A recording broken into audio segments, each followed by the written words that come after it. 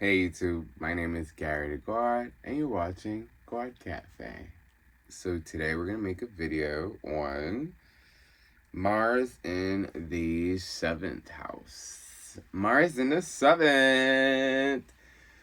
So, those of you that don't know what Mars is the planet of action. The planet of drive, sex drive, willpower. It is war. It is warrior energy. It's fight energy. It's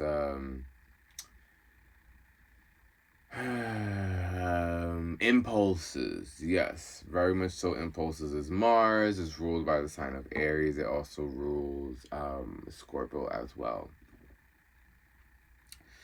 So Mars now in the house of the 7th, right? 7th house.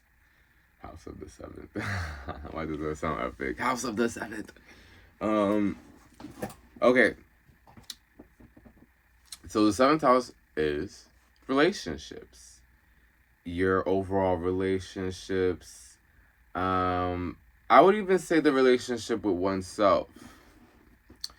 Because I feel like, a lot of the times, although it may not be fully clear how we treat ourselves, it can sometimes be seen in, what we are, willing to do for our friends and relationships and loved ones. Sometimes we either do just about the same for what we would do for ourselves for someone else. And a lot of the times, someone may feel like people are not doing enough around them, and be disappointed and maybe learn.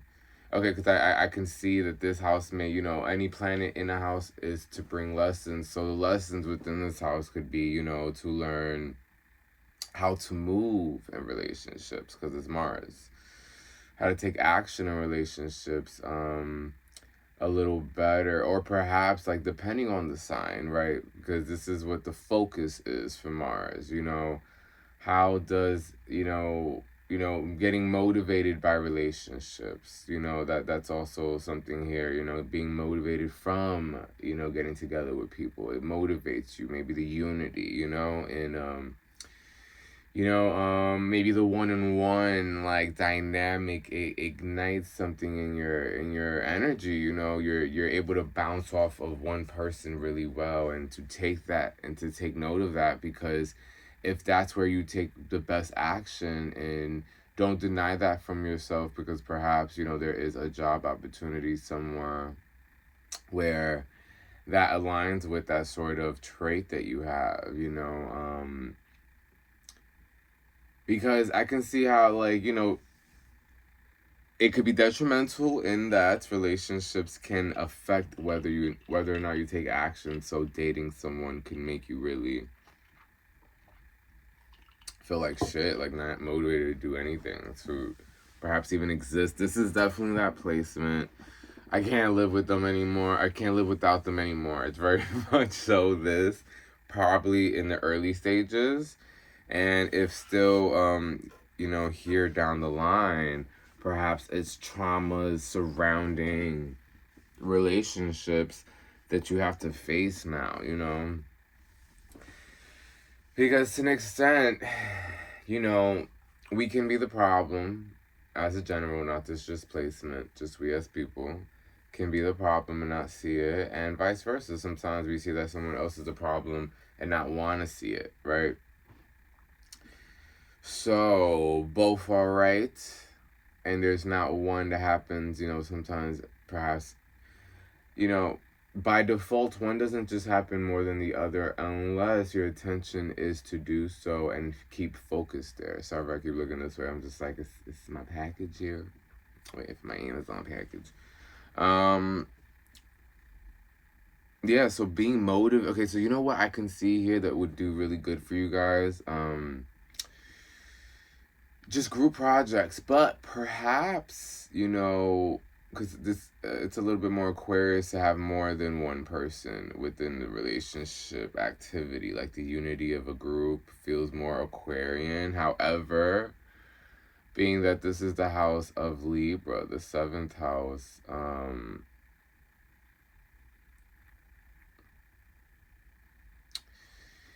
Being that, Libra's here, it's Libra's house, it's about the balancing out the scale. So as long as there's perhaps like an even amount of two parties, like 2 on 2 coming together, like two of you guys coming together, like you and your best friend meets up with your business partner and his best friend, and so you guys are like, let's kick it, let's see what we come up with. And next thing you know, you guys are brewing up a lot of great ideas for business and all that stuff, and it motivates you. You're like, oh my god, bro, like this is the unity I've been looking for. So it could play out that way. For some reason, it's giving even number. And I think that has to do with the fact that, balance can only occur sometimes when there is an even number. Because how you can have 3 here and 1 here. You need 2 and 2 to balance out that scale. So it wouldn't look like a unity in which, perhaps it can. I was gonna say it doesn't look like a unity in which, you're one person meeting 3 people. Oh, it can be that. Like, it can be that you come into a picture and you come into it to balance something out, right? Or people outside of you come into your life to balance you out and probably, propose some sort of ideas together to make money or just to hang out or, hmm. Interesting.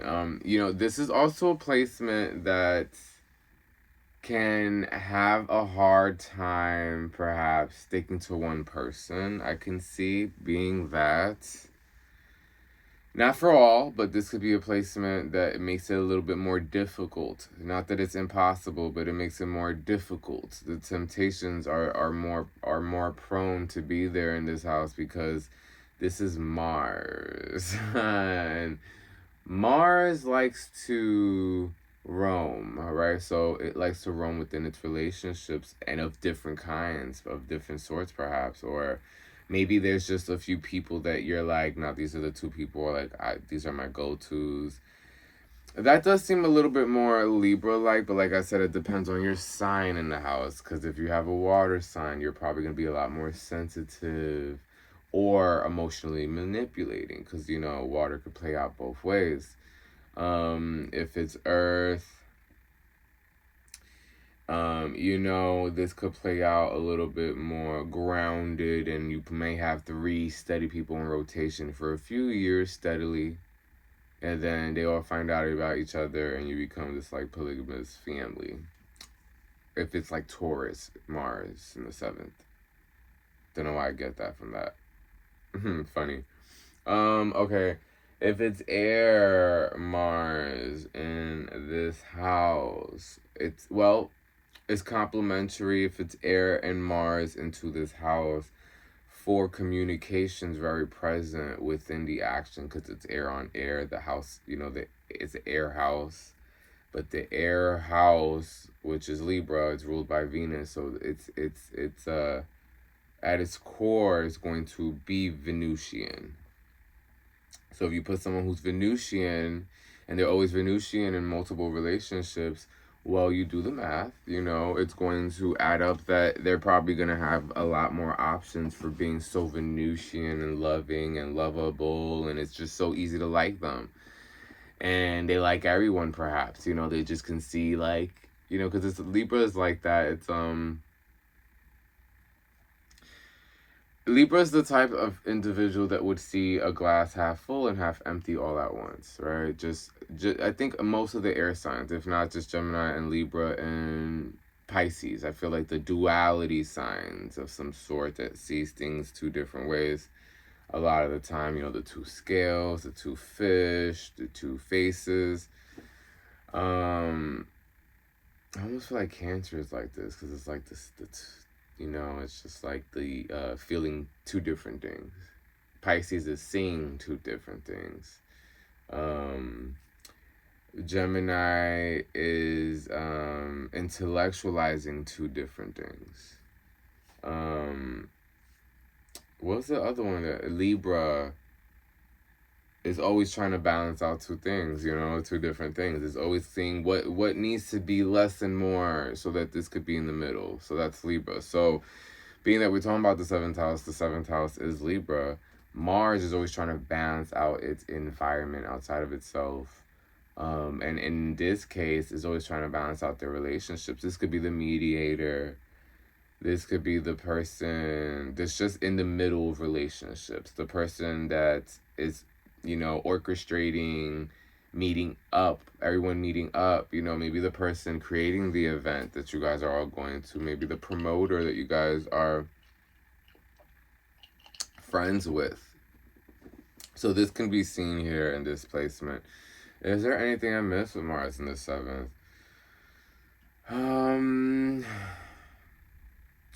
What's more I mean, like, I think I didn't say nothing that's positive or negative about this. I'm trying to think what are positive and negatives. And I'm like, I think I covered it all. What is a negative? Let's start with negatives. We always want to fix negatives.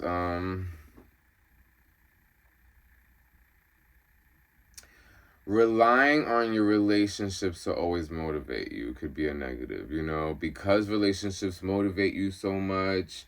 Perhaps not having someone available in that moment of not feeling motivated can deter you or depress you or make you feel like people don't love you, and maybe it makes you get mad because it's Mars. Mars gets mad whatever house is in pertaining to that subject because it cares about it so much.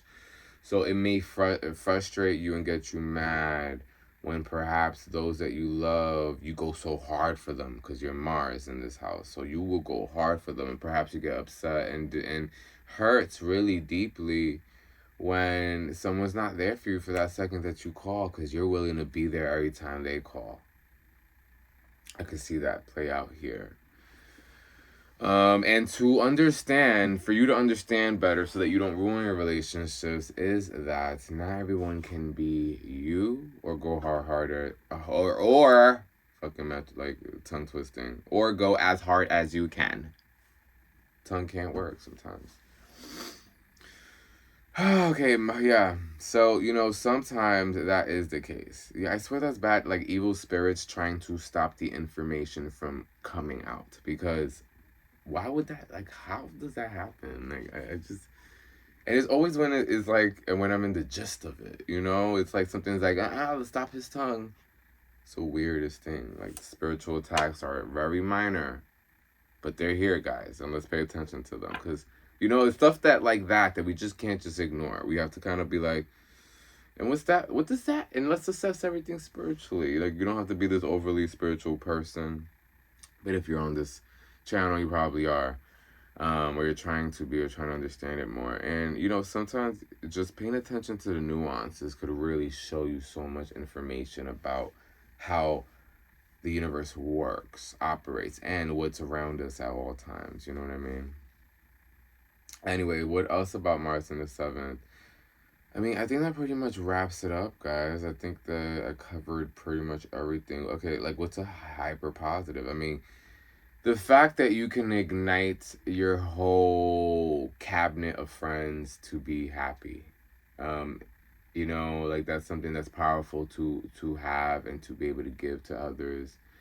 It, you know, your love for, you know, your friends can ignite the love that they have for their single, you know, for their solo families that they've created for themselves, you know, and their immediate families, their, you know, their son, daughter, and wife that maybe they weren't so great with, and you didn't know, you're just their friend, but the love you're giving them is just really fixing how they show their love, you know, because they're now receiving proper love from someone outside of them, and this is not for you to know prior, you know, that's just how life operates. So for you to be present and show that love can go such a long mile for the individuals in your life. And, you know, although they may not be just like you, don't let that discourage you, because not everyone's identical. And I'm sure there's certain things they're willing to do that you wouldn't, and you have to see it that way, that we're all cut from different cloths. Yes, we're similar. We're all human. We all bleed. We all feel pain. However, we all, you know, specialize in different areas of life based off our perspective thus far. You know? Anyway, YouTube, my name is Gawd, and you're watching Gawd Cafe. Until next time.